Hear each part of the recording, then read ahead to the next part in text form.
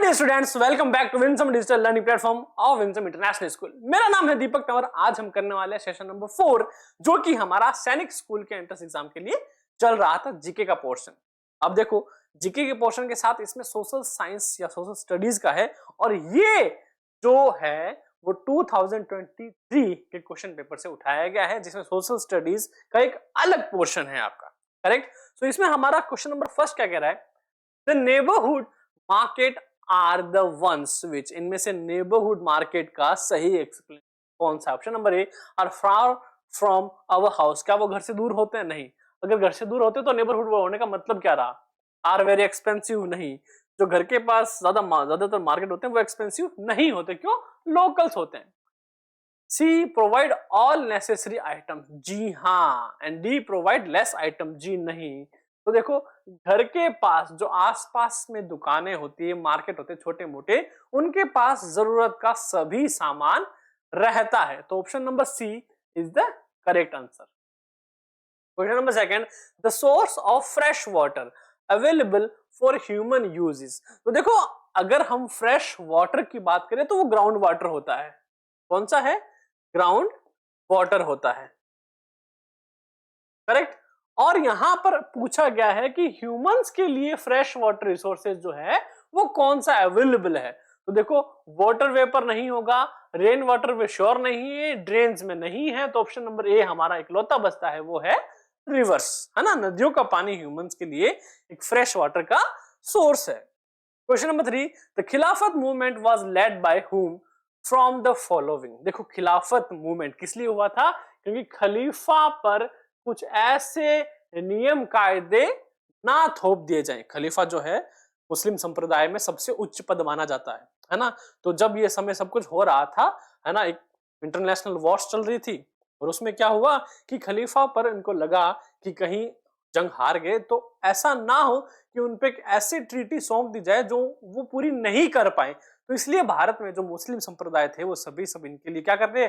आंदोलन करने के लिए आए। तो उसी को खिलाफत मूवमेंट या फिर खलीफा मूवमेंट कहा जाता है, जिसका लीडिंग जो था वो कौन कौन था भारत के अंदर? ऑप्शन नंबर है महात्मा गांधी। जी नहीं, महात्मा गांधी उस वक्त इसकी लीडरशिप नहीं कर रहे थे। तो कौन कर रहा था? क्या मोहम्मद अली केवल थे?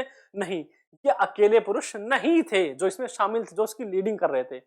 सीआर दास नहीं। तो ऑप्शन नंबर बी क्या बचता है कि मोहम्मद अली और शौकत अली, ये दो व्यक्ति जो थे ये लीडरशिप कर रहे थे खिलाफत आंदोलन की। क्वेश्चन नंबर 4, द वैद्य समाज स्टेबलाइज्ड इन मद्रास इन 1864। वैद्य समाज कब स्टेबलाइज हुआ मद्रास के अंदर? 1864 में। Work for which of the following causes.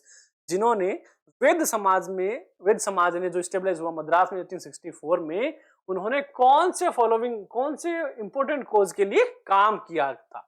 Option number A, to promotion of man. नहीं। For poor people. नहीं। Against child marriage. जी नहीं। उन्होंने क्या था? To abolish caste distinctions and for improving the condition of women. Basically क्या था? Women empowerment के लिए, वुमेन की कंडीशन को सुधारने के लिए ये वैद्य समाज 1864 में मद्रास में बना था, स्टेबलाइज हुआ था। Question number 5, the Ladakh desert is mainly inhabited by. Ladakh desert में सबसे ज्यादा कौन से लोग हैं? अब देखो, लद्दाख डेजर्ट है पूरा का पूरा, है ना, डेजर्ट एरिया है, और सिप्ती वैली, वो सारी वैलीज उसके अंदर आती है, और वहीं से जो है पुराने टाइम में जो बुद्धिस्ट थे वो वहां से एक पैदल सफर जो है वो तय करते थे आगे मंदिरों में और टेंपल में जाने के लिए, है ना, जो कि चीन की तरफ हो भी जाता है। तो बेसिकली यहाँ पर बुद्धिस्ट तो है ही हैं, साथ में मुस्लिम्स भी हैं। तो ऑप्शन नंबर बी जो है करेक्ट ऑप्शन होगा कि बुद्धिस्ट और मुस्लिम इनहैबिटेंट से ये भरा हुआ है। कौन सा? लद्दाख डेजर्ट की हम बात कर रहे हैं, है ना। Question number 6, from the following options choose which is not true about the internet. इनमें से कौन सा ऑप्शन जो है वो इंटरनेट के लिए ट्रू नहीं है? इंटरनेट, जिसके बारे में आप सभी जानते हैं, एक फ्री सोर्स है सभी इंफॉर्मेशन को गेन करने का, नॉलेज गेन करने का। Option number A, provides world wide information. जी हाँ, बिल्कुल, ये वर्ल्ड वाइड इंफॉर्मेशन प्रोवाइड करवाता है। प्रोवाइड इंटररिएक्शन, लोगों में इंटररिएक्शन करवाता है, allow moving physically from one place to another place, जी नहीं। इंटरनेट जो है वो किसी भी व्यक्ति को एक जगह से दूसरी जगह पर टेलीपोर्ट नहीं करता है। हाँ, उसकी वजह से हम कैब बुक कर सकते हैं, वो अलग बात है, बट वो खुद में एक टेलीपोर्टेशन नहीं करता। एनहेंस ई कॉमर्स, जी हाँ, बिजनेस और ई कॉमर्स को बढ़ाता है ना, इंफॉर्मेशन शेयरिंग के माध्यम से। Option number C is the correct, जो कि इंटरनेट के मामले में सही नहीं है। Question number 7, from the following choose the region that is known as orchard of the world. किसे ऑर्चर्ड ऑफ द वर्ल्ड कहा जाता है? Option number A coniferous region, B tropical region, C Mediterranean region और D temperate region. तो देखो, tropical और temperate, इन region में टेम्परेचर बहुत ज्यादा हाई और बहुत ज्यादा लो होता है ना। और ऑर्चर्ड ऑफ द वर्ल्ड जो है वो मेडिटेरियन रीजन को कहा जाता है। क्यों? टेम्परेचर की वजह से। दूसरा, यहाँ पे जो फ्रूट फार्मिंग होती है इस पूरे एरिया में, इसकी वजह से। और इंपोर्टेंट सीजनल फ्रूट्स जो हैं उनकी वजह से। साथ में गर्मियों के सीजन में ये पूरे प्लांट जो है पूरे ड्राई हो जाते हैं, तो उस हिसाब से इसको ऑर्चर्ड ऑफ द वर्ल्ड कहा जाता है। Okay, question number 8, sandstone is an example of. Sandstone किसका एग्जांपल है? इग्निशियस रॉक का, मेटामॉर्फिक रॉक का, सेडिमेंटरी रॉक का, या फिर एक्सट्रूसिव इग्निशियस रॉक का? तो देखो, एक्सट्रूसिव और इंट्रूसिव, ये जो इग्निशन टाइप रॉक है ये बनते हैं लावा से, ये भी बनता है लावा से। तो लावा से जो पत्थर बनता है वो बहुत हार्ड होता है। क्या होता है? बहुत हार्ड होता है। और मेटामॉर्फिक रॉक जो है वो अलग अलग पत्थरों के टूटने से बनता है। अब फिर बचा सेडिमेंट्री रॉक। सैंडस्टोन जो है वो बलुई पत्थर होता है। कौन सा होता है? बालुई पत्थर, जो कि एक सेडिमेंट्री रॉक का एग्जांपल है। किसका है? Option number see the correct answer. किसका? सेडिमेंट्री रॉक का एक एग्जांपल है सैंडस्टोन, बालुई पत्थर। Question number 9, match list first with list second. हमारे पास कुछ राइट्स दे रखे हैं और फिर उनके यूज दे रखे हैं। सो राइट टू इक्वलिटी किसके तहत आता है? सो राइट टू इक्वलिटी, इसका मतलब ये कि equality before law, it means सभी के समक्ष बराबर अधिकार हो। क्या हो? सभी के समक्ष बराबर अधिकार हो, यानी जो अधिकार मुझे प्राप्त हैं वही हमारे देश के पीएम को भी प्राप्त हो। इसका सीधा सा एग्जांपल है कि अगर किसी आम आदमी ने कोई गुनाह किया है, यदि उसको उसकी सजा मिलती है, तो यदि किसी मिनिस्टर, यदि हाईएस्ट पोस्ट वाले व्यक्ति ने भी ऐसा गुनाह किया है तो उसको भी सजा उसी प्रकार से मिलेगी जिस तरह से आम आदमी को मिलती है। मतलब कानून के समक्ष जो है वो सभी व्यक्ति बराबर हैं, ना कोई जात पात का भेदभाव है, ना उनके पद का, ना उनके मनी का, कुछ भी नहीं। सेकेंड है राइट टू फ्रीडम। हमें आजादी का मतलब क्या है? आजादी का मतलब है the right to form associations, कि हम अपने हिसाब से एसोसिएशंस बना सकते हैं, वो चाहे किसी के समर्थन में हो या फिर कुछ बुरी चीजों को हटाने के लिए भी क्यों ना हो। Correct? Right to freedom of religion. Religion से मतलब क्या है? The right to practise any religion, the right to practise any religion of their choice. और इसीलिए इंडिया जो है एक सर्कुलर कंट्री है। क्यों? भारत में सभी तरह के धर्म जो हैं वो विद्यमान है, सभी को अपने धर्म के अनुसार पूजा और आराधना प्रे करने की पूरी आजादी है। राइट्स अगेंस्ट एक्सप्लॉयटेशन, क्या मतलब है इसका? कि भाई प्रोहिबिट्स ह्यूमन ट्रैफिकिंग, है ना, जो मानव की तस्करी या फिर ऐसे जो मानव के हित के लिए सही नहीं है उन सभी पर रोक लगाना। करेक्ट? तो देखो, फर्स्ट का सेकंड है, फर्स्ट का सेकंड है, ये आ गया बी। चलो बी में एक बार में ऑप्शन सारे मिल गए। करेक्ट? तो B option is the correct answer. Question number 10, identify the crop which is not classified as a plantation crop. Plantation crop के रूप में आइडेंटिफाई नहीं होती tea, sugar cane, cashew, rice. तो देखो, ये जो तीनों तरह की फसलें हैं ना, ये प्लांटेशन होती है। प्लांटेशन मतलब प्लांट के साथ अवस्थित होती है, प्लांट किया जाता है उनको। राइस जो है वो एक ग्रेन फसल है, मतलब कि पानी के अंदर एक छोटा सा दाने से भर दिए जाते हैं। तो इनमें से जो है वो एक प्लांटेशन क्रॉप नहीं है, वो है राइस। क्या है? राइस जो है वो प्लांटेशन क्रॉप नहीं। Option number A is the correct answer. Question number 11, who founded the ब्रह्म समाज। ब्रह्म समाज के आविष्कारक या फिर इनको बनाने वाले कौन थे? क्या वो दयानंद सरस्वती थे? क्या वो राजा राम मोहन राय थे? क्या वो ईश्वर चंद्र विद्यासागर थे? या फिर पंडित रमाबाई थी? तो देखो, option number B is the correct answer. Raja Ram Mohan Roy ने ही ब्रह्म समाज बनाया है ना। अब मुझे आप कमेंट में ये बताओ कि ब्रह्म समाज को बनाने का जो मेन मोटिव था वो क्या था, है ना, मेन मोटिव कह सकते हो, या फिर इनको बनाने का जो लक्ष्य था वो क्या था। Question number 12, choose the incorrect meaning of patent. Patent करवाने का मतलब क्या होता है कि हमने कोई चीज बनाई, उसको अपने नाम से पेटेंट करवा लिया और भविष्य में जब भी उस वस्तु को पुकारा जाएगा उसमें हमारा नाम शामिल जरूर होगा। It means adding the value of any commodity, नहीं, वैल्यू एड करना नहीं होता। It means enhancing the usability of anything, नहीं। It means reducing cost of production, जी नहीं। तो D, it means that exclusive right over any idea or invention, जी हाँ, किसी भी आइडिया और किसी भी इन्वेंशन पर एकाधिकार कर लेना ही क्या होता है, पेटेंट करवाना होता है। Option number D is the correct answer. Question number 30, who am I, ये वन नहीं ये आई है ना, आई, ये कौन हूं मैं, बताओ। I am founder of Sur dynasty, Suri जो वंश है उसका फाउंडर कौन है। Option number A Humayun, B Shershah, C Alauddin या फिर गेंगिस खान। हुमायूं नहीं है, शेरशाह सूरी, है ना, इसका पूरा नाम क्या है, शेरशाह सूरी, और अलाउद्दीन का खिलजी। तो खिलजी वंश से कौन है, अलाउद्दीन खिलजी, और सूरी वंश से कौन है, option number B Shershah Suri, founder of the Suri dynasty. Question number 14, identify the source of funds for the gram panchayat. ग्राम पंचायत का जो फंड का सोर्स है वो क्या है, क्या वो इनकम टैक्स है, नहीं। गवर्नमेंट स्कूल की फीस है, नहीं। क्या वो टैक्सेस ऑन नेशनल हाईवेज है, नहीं।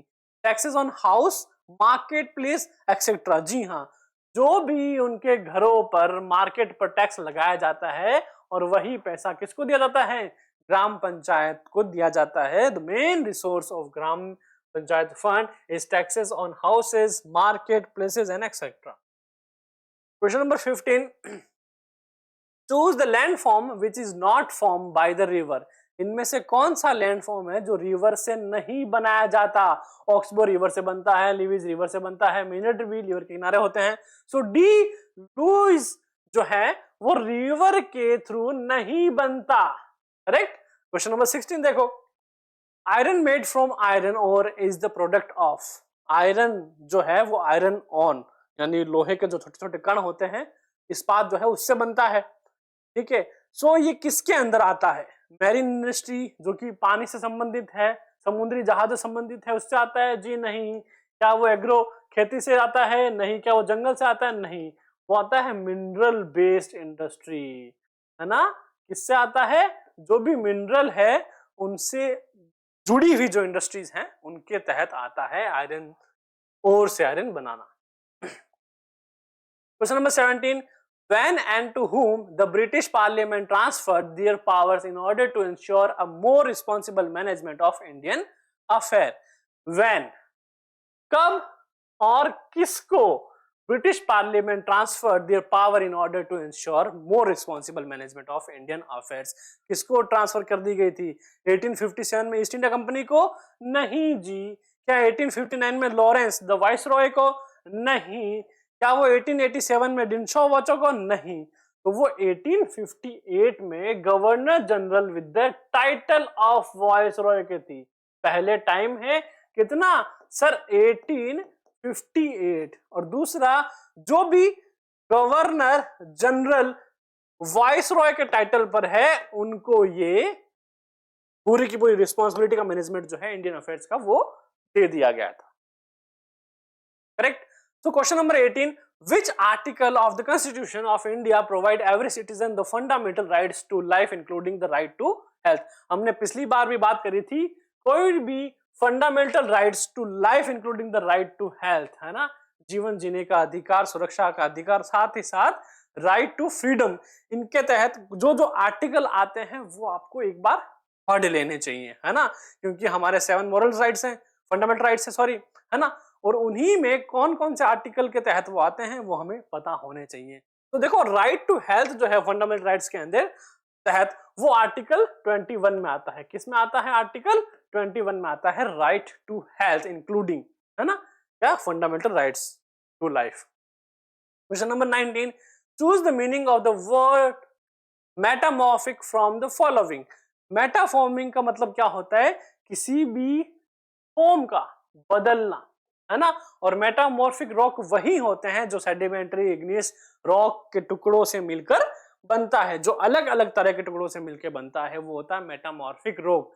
और मेटामॉर्फिक का यहाँ सही मीनिंग होगा चेंज ऑफ फॉर्म, उनकी फॉर्म में बदलाव आना, चेंज होना। Correct. Question number 20, match list first with list second. Okay, the Brahmo Samaj, Brahmo समाज का उद्धारक कौन था बनाने वाला?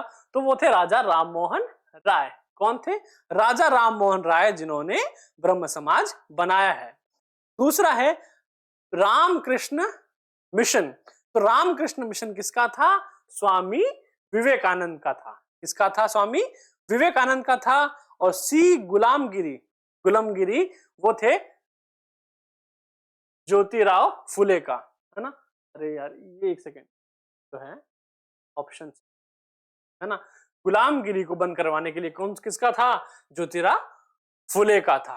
और आर्य समाज जो था वो स्वामी दयानंद का था। ऑप्शन नंबर ए का थर्ड और बी का फोर्थ, ए का थर्ड बी का फोर्थ, हाँ option number A is the correct answer. ठीक है, तो ऑप्शन वो डबल डबल आगे थे इसलिए मैंने काट दिया। ब्रह्म समाज ब्रह्म समाज राजा राममोहन राय, रामकृष्ण मिशन स्वामी विवेकानंद, गुलामगिरी ज्योतिराव फुले और Arya Samaj Swami Dayanand. Question number 21, choose the correct definition of birth rate from the following options. इसका मतलब क्या है कि भैया एक पर्टिकुलर टाइम में पर्टिकुलर नंबर ऑफ बच्चों का पैदा होना है ना। सो ऑप्शन नंबर है the number of birth per year, नहीं सिर्फ पर ईयर में नहीं आएगा, ये इनकरेक्ट है। Be the change in total population during specific time, नहीं, चेंज वो किसी भी तरह से हो सकता है, डेथ है, बर्थ है ना, मूवमेंट है, तो नहीं। See the number of live birth पर 1000 पीपल, हाँ प्रति 1000 व्यक्तियों पर जन्म लेने वाले बच्चों की संख्या को ही क्या कहा जाता है? जन्म दर कहा जाता है। Correct. Question number 22, match list with first with second. Okay, intensive subsistence क्या है इसका? Prevalent in the thick populated areas. Intensive subsistence, intensive जो एरियाज है, सब्सिस्टेंस है, वो किससे जुड़ा हुआ है? Prevalent in the thickly population area, है ना, थिकी पॉपुलेशन एरिया से प्रेवेंट होना। और क्या है अगला? Shifting cultivation. शिफ्टिंग कल्टीवेशन का मतलब क्या होता है? Slash and burn. क्या करना? Slash and burn. जब भी कल्टीवेशन को शिफ्ट किया जाता है, क्या करते हैं? नई जगह पर हम गए, जंगलों को काटा, सूखे को जलाया, फिर वहां पे क्या की? खेती करी। तो यही शिफ्टिंग कल्चर का क्या है? मेथड है। करेक्ट। फिर है nomadic herding.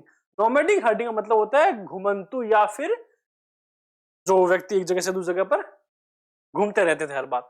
Move from place to place with their animals, अपने जानवरों के साथ एक जगह से दूसरी जगह घूमना।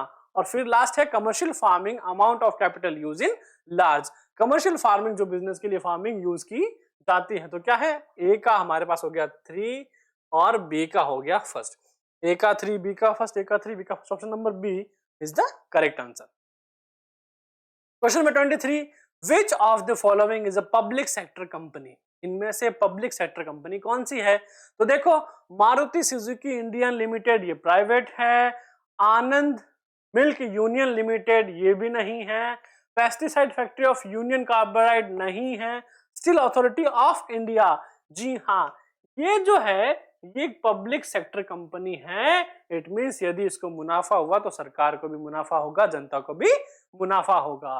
सो steel authority of India limited एक पब्लिक सेक्टर कंपनी है। Question number 24, arrange the chronological order.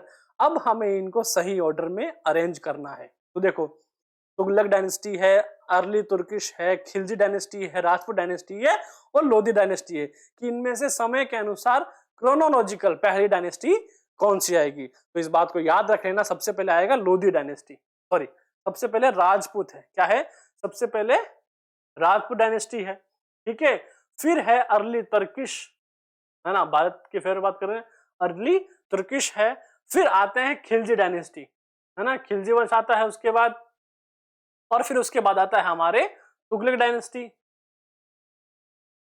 1 2 3 4, ठीक है, और फिर आता है हमारा लास्ट में लोधी डायनेस्टी, ठीक है। तो पहले हम लिख लेते हैं, पहले आता है राजपूत डायनेस्टी, फिर आता है अर्ली टर्किश,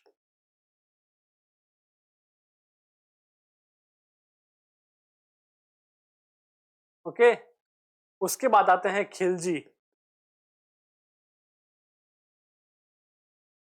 ठीक है, उसके बाद आता है तुगलक, फिर एंड में आते हैं लोधी वंश, ठीक है।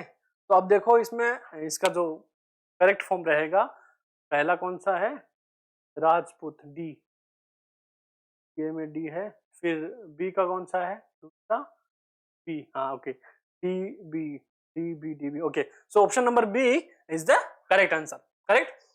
और आज का लास्ट क्वेश्चन, क्वेश्चन नंबर 25, ये भी क्या है, मैचअप है, लिस्ट ए को बी के साथ मैच करना है। सो देखो खिलाफत एजिटेशन या फिर खिलाफत आंदोलन था, वो क्या था, किसके था, मोहम्मद अली जिन्ना, वॉयसरॉय कर्जन, शौकत अली या फिर महात्मा गांधी। ये तो दोनों थे, मोहम्मद अली जिन्ना और मोहम्मद अली और शौकत अली, ठीक, ये दो थे, इसमें एक का लेना। तो मेन लीडरशिप किसकी मानेंगे हम, खिलाफत एजिटेशन की बात की जाए तो वो शौकत अली है। कौन है, शौकत अली है। फिर हम बात करें रोलेक्ट एक्ट की, तो रोलेक्ट एक्ट के अंदर हम नाम लेंगे किसका, मोहम्मद अली जिन्ना का, किसका, मोहम्मद अली जिन्ना का। और साल्ट मार्च, जो नमक का कानून था, वो किसके फेवर में था, वो कौन थे, वो गांधी जी थे। और पार्टीशन ऑफ बंगाल किसके द्वारा था, वॉयसरॉय कर्जन के द्वारा था। सो देखो ए का 3 और बी का ए का 3 और बी का A, okay, so option number B is the correct answer. और इसी के साथ आपका ये पूरा सेशन होता है कंप्लीट। फिर मिलेंगे नेक्स्ट सेशन के साथ, तब तक के लिए stay tune on Winsome digital learning platform. Thank you so much for watching, जय हिंद।